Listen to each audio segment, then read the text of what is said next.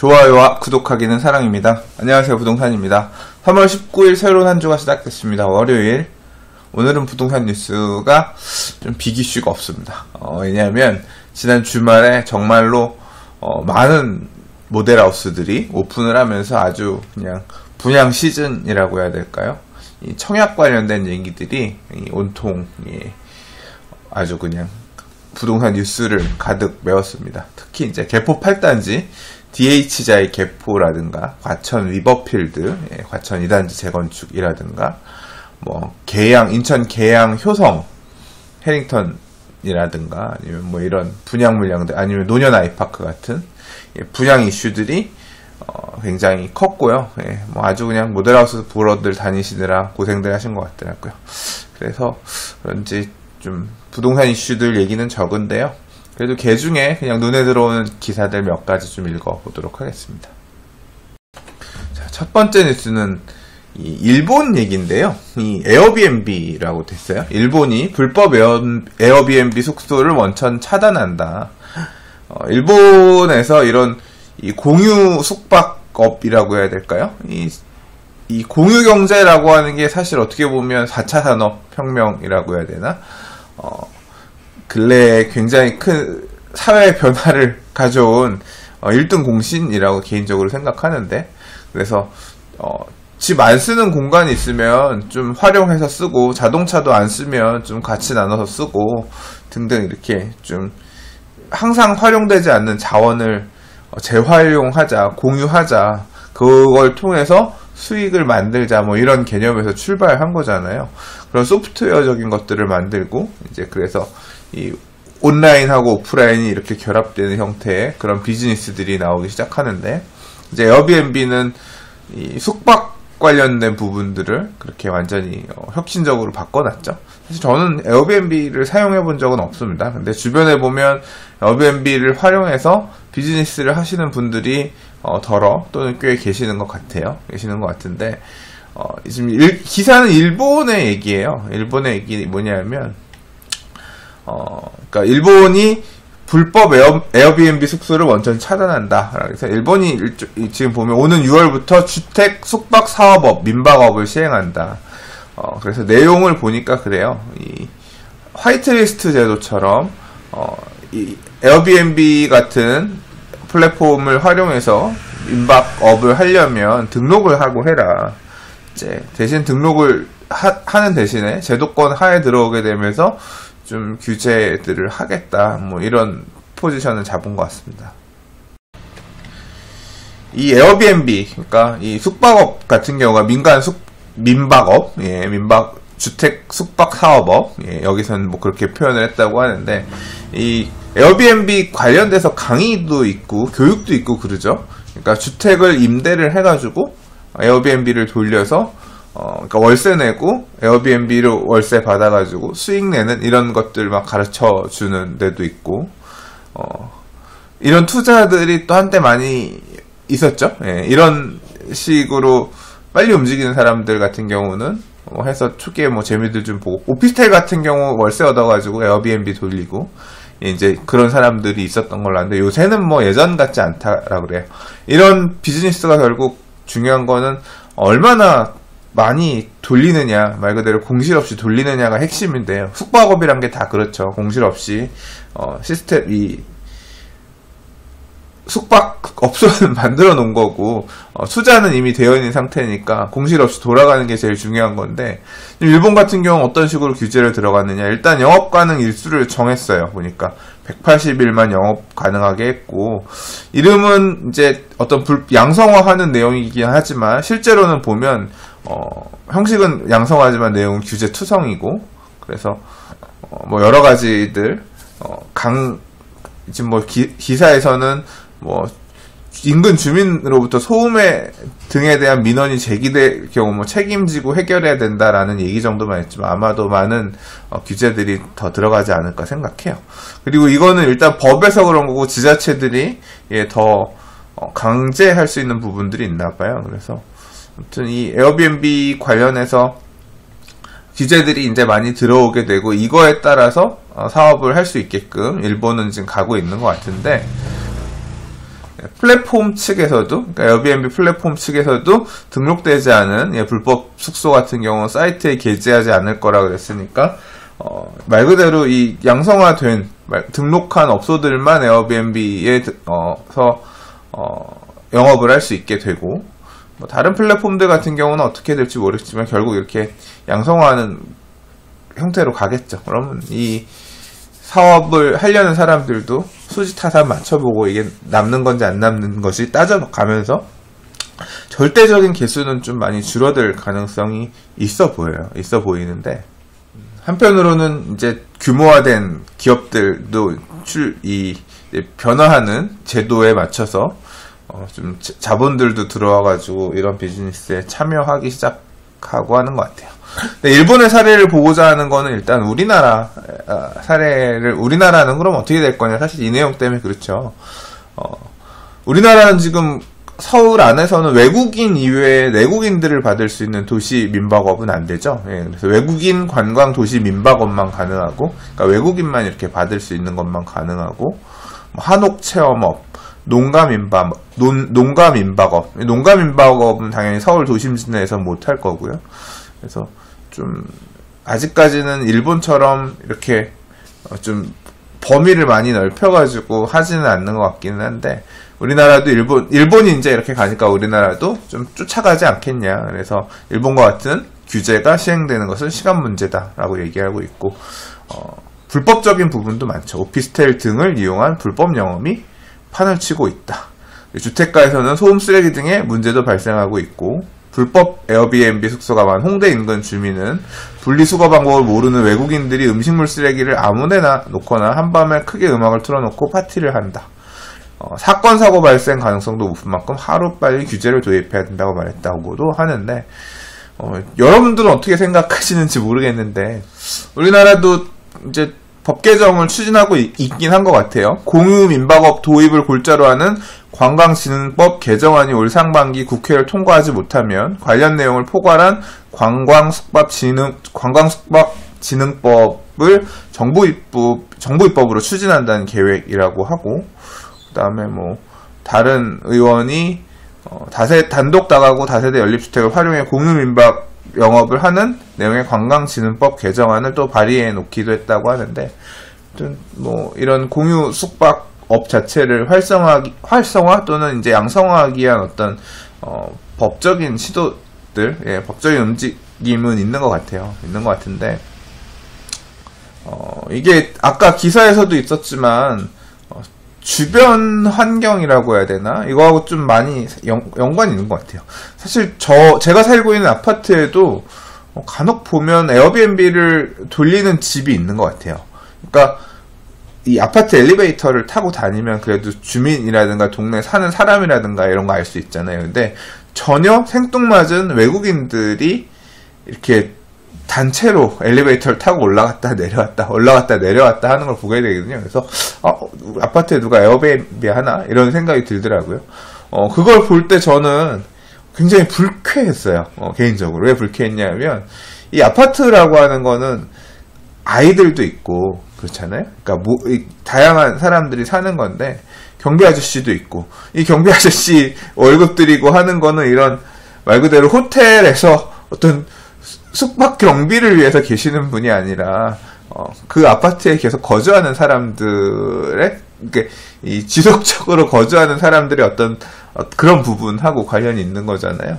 그러니까 그것도 되게 애매해지고, 이런 식으로 에어비앤비 돌리는 세대들이 아파트 안에 막 좀 늘어난다고 하면 집이 어떤 주거의 안정성 측면에서 굉장히 좀 위기감을 느낄 것 같다는 생각이 들더라고요.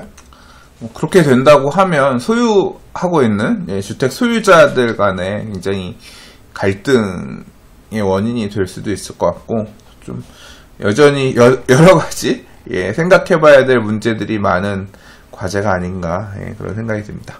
아무튼 일본은 이런 식으로 간다고 하는데, 우리나라는 어떤 형태로 이 문제, 공유 숙박업을 풀 것인지 좀 궁금해지네요.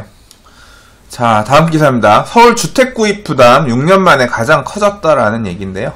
자, 일단 집값이 계속 올라가고 있다라고 하는 게 이 소득 증가, 그 다음에 이제 주택의 가격 증가, 이제 특히 서울의 아파트 가격 증가 부분에 대한 어떤 통계 자료들, 이런 것들이 나온 내용 중에 이 주택 구입 부담 지수라는 게 있네요. 예, 그래서 지금 일단 6년 만에 가장 커졌다는 얘기는 2011년보다 2011년 이후에 계속 조사한 내용, 소득 대비 서울의 아파트 가격들을 따졌을 때 일단 가장 높은 수준으로 했다. 2011년을 넘어섰다라는 얘기입니다. 19일 한국주택금융공사 자료에 따르면 작년 4분기, 2017년 4분기 서울의 주택구입 부담 지수가 116.7로 작년 3분기, 그러니까 110.3보다 6.4% 올라서 2011년 4분기에 119.4 이후 6년 만에 가장 높은 것이다. 이렇게 보면 2011년 4분기보다는 낮은 수준인가 보네요. 근데 1월달, 2월달, 이게 12월달까지 4분기 내용이니까 1월달, 2월달에 보면 서울 아파트 가격들이 급등한 모양새들을 많이 보였죠. 이 그래프들을 보니까 이렇게 가다가 이렇게 급등한 사례들이 되게 많아요. 예. 정말로 그렇게 많이 오른 호가들을 받아주면서 거래들이 이루어졌거든요.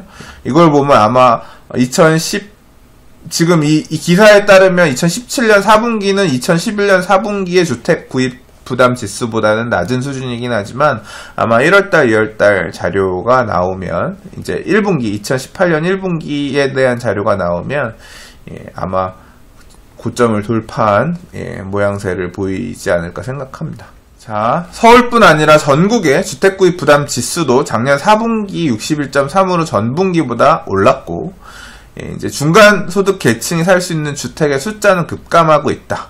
근데 이게 이제 이유는 여러 가지가 있겠지만, 첫 번째로 일단 서울 지역의 그 중간 가격 아파트 시세가 급등해서 고가 아파트 대열에 합류한 데 따른 것. 그러니까 결국 집값이 많이 오른 게 영향이 하나가 있다라는 것도 있는데, 이제 그 다음 내용도 더 큰 것 같아요. 전문가들은 앞으로 주택 구입 부담이 더 커질 것으로 예상한다. 대출 규제가 세지고 대출 금리도 더 오를 것으로 보여서다. 그러니까 이게 단순히 가격 오른 것만 있는 게 아니라 자금을 조달할 수 있는 방법에서도 이제 타인의 자본, 이제 타인이라고 표현하니까 그러네요. 예. 다른 자본을 이용할 수 있는 대출, 특히 많이 은행 대출 쓰기도 힘들고 대출 금리도 올라가기 때문에 실제로 구입하는데 부담하는 부담 지수는 더 올라갈 것 같다. 제가 기사 읽지는 않았습니다만 이제 며칠 이내에 이 새로운 대출 규제 제도가 시행되는 부분도 하나가 있고, 그 다음에 계속 언론에서 또는 이 커뮤니티에서 얘기 나오는 내용 중에 하나가 뭐냐면 이제 금리 역전 현상에 대한 얘기가 있습니다. 미국보다 우리나라의 금리가 낮아서 금리 역전 현상이 조만간 발생할 것 같고, 이를 극복하기 위해서 우리나라가 다시 금리를 올릴 거다. 결국 금리 인상 압력을 받을 거다. 금리 인상하게 되면 결국 대출을 받은 사람들은 상환해야 될 이자가 늘어나면서 끊임없는 압박을 받을 거다. 이제 그런 내용들이 크고 있는데, 어떤 그런 이 환경 하에 있기 때문에 주택 구입 부담 지수는 앞으로도 좀 더 올라갈 것 같다. 예. 이미 6년 만에 가장 큰 수준까지 올라왔고 1월, 2월, 3월 거래에 대한 거래 가격 이런 거 기준으로 보면 아마 최고 수준으로 올라간 모양새가 보일 것 같긴 한데, 예. 앞으로도 녹록지는 않은 것 같다라는 그런 골자를 쓰여진 기사입니다. 자, 다음 기사입니다. 세운 4구역 타임스퀘어식 개발. 이 세운 4구역 관련해서는 부동산 TV에서 제가 지난달인가 지지난달 정도에 한번 기사 읽은 바 있습니다. 근데 거의 이제 건축심의 부분이 마무리가 되나봐요. 예. 그래서 어제 다시 이제 뉴스들이 나오기 시작했는데, 세운 4구역 타임스퀘어식 개발, 호텔, 상업시설, 오피스텔 건립, 심의 마무리, 14년 만에 본격화. 이 보니까 여기가 이 정비사업 추진은 굉장히 오래전부터 했었나봐요. 저는 세운 재정비 촉진지구 하면 오세훈 시장 시절에 그때 막 200층짜리 건물 도심안에 짓고 세운 이 재촉지구 굉장히 대대적으로 그 당시 홍보했었거든요. 그래서 그 시절 기억이 있어서 그때부터 했겠거니 생각을 했는데 내용을 보니까 그건 아닌 것 같아요. 기사에 보시면 이 지역은 1982년 처음 도심 재개발구역으로 지정됐지만 필지가 잘게 쪼개져 있었고 권리관계가 복잡해 재개발에 추진되지 못하고 오랜 시간 방치됐다. 2004년 도시환경 정비구역으로 지정되면서 이명박 전 서울시장의 청계천 복원사업, 오세훈 전 서울시장의 종묘 남산 녹지축 복원사업과 관련한 고층 개발 계획이 나왔다. 최고 36층, 높이 122.3m 복합 건물을 짓겠다는 계획안이 2009년 서울시 심의를 통과하고 이곳에서 장사하는 상인들이 2주까지 했으나 문화재청 심의에 제동이 걸렸다. 세계문화유산인 종묘 앞에 고층 빌딩을 지으면 안 된다는 이유였다. 기사에서 아주 이 지역에 대한 사업의 이력을 잘 설명해 줬네요. 이게 고층 건물 짓는다 그랬고 이 옆에는 뭐 랜드마크 타워처럼 높은 것도 짓는다 그랬고 이 일대에 고층 건물을 지으려고 했었는데 도시환경 정비 사업들을 하려고 했죠. 근데 옆에 바로 이 고궁들이 있잖아요. 종묘 앞에. 예, 그러다 보니까 고층을 지으면 안 된다고 문화재청에서 태클을 걸어가지고 서울시에서 추진을 못했어요. 그리고 사업이 표류하다가 2009년에 됐다 그랬잖아요. 지금 2018년이니까 9년 걸렸죠. 예, 지금 이제 다시 추진하는데 내용은 어떻다? 최고 18층. 예, 그러니까 높게 못 지어요. 최고 18층 안에다가 여기가 이제 일반 상업지역들이고 할 테니까 이 용적률은 되게 높단 말이에요. 근데 층은 18층을 한 개가 있으니까 이 건물이 이렇게 좀 얇게 이렇게 날씬하게 높게 올라가는 형태가 아니라 좀 이렇게 뚱뚱한 형태로 예, 이렇게 지어지게 되죠. 그래서 보면 이 동수도 많아요. 이 면적이 거의 되게 넓었던 걸로 기억하거든요. 어디냐? 예. 여기 있네요. 연면적이 30만 제곱미터. 30만 제곱미터면 거의 10만 평? 예, 8, 9만 평, 9만 평 정도 되나요? 그래서 면적이 30만 3,253제곱미터로 영등포 타임스퀘어, 스타필드 고양, 신도림 디큐브 시티와 비슷한 수준이라고 하고 사업 시행자는 SH공사인데 이제 건축심의 이렇게 받으니까 올 상반기에 사업 시행인가 받고 내년에 이제 관리처분계획 인가 받아서 사업을 본격화한다. 2021년에 착공해서 2023년 정도 말에 준공하는 게 목표다. 그래서 이 안에 최고 18층, 한 11개 동 정도였던 것 같은데, 제 기억으로는. 예, 그렇게 해서, 이, 사업을 한다고, 9개 동이네요. 예, 11층에서 18층 높이의 건물 9개 동이 들어선다. 그래서 지난번에 제가 봤을 때에는 어떤 형태로 짓는지 건물 모양들도 있었는데, 이게 좀, 살짝 익숙한 그런 형태는 아니었는데, 아무튼 뭐 좀 구체적으로 나중에 나오게 되면 조금 여기가 세운상가 바로 옆이고 제가 작년에 이 다시 세운 프로젝트에서 세운상가 이 도시재생 사업 걷고 싶은 길 만들고 하는 것 때문에 세운상가 갔을 때 이 둘러보면서 그 옆에 세운상가에서 보면 바로 쫙 보이는 그 지역이거든요. 야, 저기는 저렇게 진짜 불나면 큰일 나겠는데 싶을 정도로 다닥다닥 되게 열악한 환경이었는데 그 당시만 하더라도 어떤 내용인지 잘 몰랐었는데 예, 기사를 보니까 여기가 이제 세운사구역 도시환경정비 사업 이렇게 하는구나 예, 알 수 있었죠. 예, 나중에 한번 기회 되면 또 이 지역에 대해서는 예, 언급해 보도록 하겠습니다. 자, 정기자의 경매 브리핑 40명이 몰린 고양시 재개발 구역. 그래서 이 경매 관련된 기사도 가끔 나와요. 기사들을 읽다 보면 그러니까 경매라고 하는 게 이 부동산 시장의 분위기를 파악할 수 있는 여러 가지 부분들이 있지만 경매 얼마에 매각됐는지 경매 낙찰가 수준들이라든가 아니면 또 분양도 하나의 축이죠. 분양에 사람들이 얼마나 관심을 갖고 있나 미분양이라든가 이런 내용들도 부동산 시장을 볼 수 있는 하나의 지표들 중에 하나인데 기사 제목이 40명이 몰린 고양시 재개발구역이라 그랬으니까 많이 관심을 가졌다는 얘기죠. 재개발도 포인트고 40명도 포인트고 고양시도 포인트인 것 같아요. 예. 수도권 지역의 재개발구역에 경매 물건이 하나 나왔는데 굉장히 많은 입찰자가 몰렸다. 자, 3월 둘째 주 전국에서 진행된 1560건의 법원 경매 가운데 가장 많은 입찰자들이 몰린 데가 경기 덕양구에 있는 전용 35.8제곱미터 규모의 연립주택입니다. 감정가가 1억 500만 원이었는데 160% 선인 1억 6,699만 원에 낙찰이 됐다.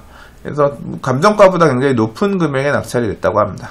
여기가 이제 능곡 재개발구역 안에 있는 능곡 5구역 안에 있는 재개발 물건인데 이제 능곡 5구역에 대한 얘기가 뭐 잠깐 있고요. 여기가 이 능곡 쪽이 보면 대곡역세권 개발한다는 내용들이 아마 이제 뭐 아는 사람들은 많이 알고, 예, 뭐 블로그나 인터넷 등에서 찾아보시면 대곡역세권 개발, 뭐 대곡역 자체가 되게 교통 환승 중심지로 이렇게 개발이 되면서 그 인근에 개발되는 모습들이 괜찮은 편인데, 바로 옆에 이제 능곡 뉴타운, 능곡 재정비 촉진 지구들이 사업들을 본격적으로 가기 시작하면서 그 안에 있는 데다 보니까 이 재개발 투자 관심 있는 사람들 중에서 이 또 투기과열지구 안에 물건이 아니라 여기는 이제 조정 대상 지역이기 때문에, 예, 뭐 이렇게 관심 갖고들 재개발 투자하는 사람들은 이렇게 수도권까지도 가더라. 그러면서 굉장히 몰렸다. 이 재개발 투자에 대한 관심이 일반 매매 거래 상황뿐 아니라 이렇게 경매 현장에서도 많은 사람들이 몰릴 정도로, 예, 비슷한 행태로 움직이고 있다. 이제 그런 것을 좀 느낄 수 있을 만한 기사였던 것 같습니다.